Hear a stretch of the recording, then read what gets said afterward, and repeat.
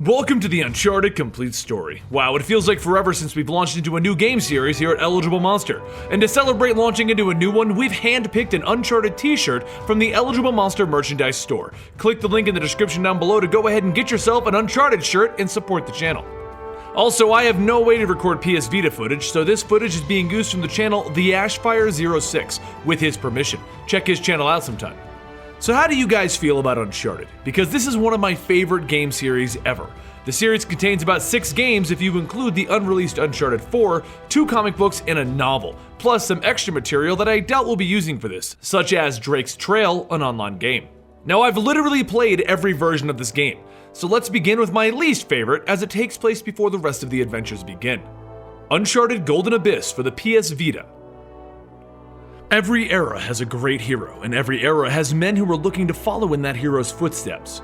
Our story begins with Drake meeting with an old explorer friend named Jason Dante, and the two men are being led by Dante's partner, Marissa Chase, who conveniently doesn't trust Nathan. They're all headed to a Panama dig site where supposedly a great treasure is hiding, and as they enter the dig site, they happen across a group of conquistadors who were apparently poisoned at some point in their own journey. After a little research, they find the symbol of a nomadic tribe, the Visigoth. But before they can find any direct links with the Visigoth to the poisoning, Jason's other business partner, the warlord Roberto, arrives and demands to know why Jason has brought these men along with him. Drake tries his best to talk his way out of this situation, but Roberto doesn't want to hear it, and it's Marissa who starts some diversionary fire to allow Nathan and her to flee. The two of them end up fleeing through some mines and some dig shafts, and of course, we get to see the normal supervillain attitude from Roberto, in which everyone dies if they don't listen to him. But in the mine, Drake hears Dante telling Roberto that Drake is needed alive, because Drake managed to find more in the last 10 minutes than the old man found in the last 10 years. So once Drake finds Marissa, he asks her about the old man and what are her and Jason holding back from him. Well, eventually she reveals that Marissa's grandfather is Vincent Perez, and he has spent the last 20 years looking for this treasure. He would have continued searching, but he mysteriously was diagnosed with terminal cancer.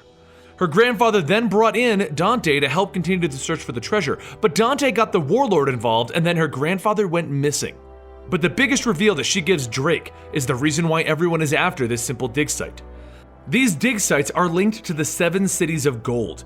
This is information that Marissa's grandfather found as some ancient text as he was going through various texts from the religious sect Sete Cidades. The story is that this obscure religious order was trying to find the riches of Spain that 7 bishops took with them when their city fell. And Marissa's grandfather had finally begun to figure out where these cities of gold actually were. So Nathan decides that he'll be the one to finish this research because he's Nathan Drake. Come on, it's what he does. The first thing that they do is follow the clues left by Perez to a ruined Sete Cidades retreat. They go deeper and deeper into these old religious ruins until eventually they discover where Marissa's grandfather disappeared too. He's right here inside of this tomb where he died to his illness finally. Marissa mourns over the loss of her grandfather, and Drake continues deeper until he finds the relic that her grandfather was looking for, the sword of Stephen. But before Marissa and Drake can get out of the tomb, Dante followed them in with Roberto. And Dante runs his mouth like usual, which eventually gets him betrayed by Roberto and then thrown into the tomb with Nathan. Roberto then gives Nathan the option of giving him the sword or he's going to kill Marissa. Nathan doesn't have any other option, so he gives up the sword and Roberto leaves the tombs with Marissa and the sword.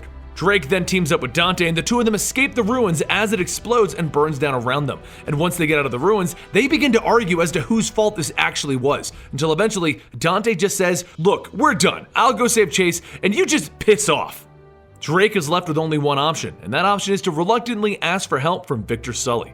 Sully and Drake follow a map that Drake made from charcoal rubbings that he got off of the sword, and eventually they get themselves right in the middle of Dante and Roberto's battle amongst each other. Dante brought mercenaries, but Roberto's got this entire army and they're all shooting at each other. So Drake and Sully dodge bullets and travel up a river and eventually have to dodge falling rocks. As time goes on though, Sully injures his leg and he needs to stop. He did sprain his ankle, so Drake needs to continue on without him while Sully works out a plan to get a helicopter away from Guerrero's army so that they can all escape. Drake continues onward until eventually he's able to rescue Marissa from Roberto Guerrero's goons, and then he tries to convince Marissa to leave because it isn't worth them fighting over this city of gold, it's not worth their lives. But she argues that she needs to complete this for her grandfather, so after a little arguing, Drake agrees to help her finish this since they're so close. They discover that her grandfather had the key to the City of Gold this whole time, and with his research, they step inside finally. And once inside, they discover why this gold was supposedly cursed, and why everyone who's been involved with it has eventually died, and why Marissa's grandfather contracted cancer. The gold is irradiated. Dante then arrives and tells them that he knew the gold was radioactive, and that he was going to sell it on the black market anyway. Drake defeats him and then tells Dante that he won't be a part of selling this radioactive gold, and that Dante can stay here with his gold forever, because Drake is going to blow up the entrance on his way out. As they're leaving though, Drake realizes that he can't bury Dante alive, it's not in his nature. So Marissa takes the button and says that she'll do it because this gold isn't going to kill anybody else like it did her grandfather, and she blows up the entryway, burying Dante alive. But we have one more villain to face off with, and on the way out, Drake confronts Roberto Guerrero one last time. Guerrero uses a rocket launcher on him, and Drake has to climb up a cliffside where they fist fight it out until eventually Guerrero falls off the side. With Guerrero and Dante both out of the picture, Drake and Marissa flee from the entire cave, and they run into Sully, who in fact did get a helicopter. They then have a little bit of banter, make fun of Sully's age, and they all get out of there. And that's Uncharted Golden Abyss. I hope you guys enjoyed the video, and I hope it got you caught up on the Uncharted storyline just a little, because a lot of people didn't get to play the PS Vita game. Let me know in the comments down below if you played this one or you skipped it since it was on the Vita, and follow us at Eligible Monster on Twitter so we can chat about anything, because I love talking to you guys on Twitter. I'm Betty for Eligible Monster, and I'll see you guys next time right here.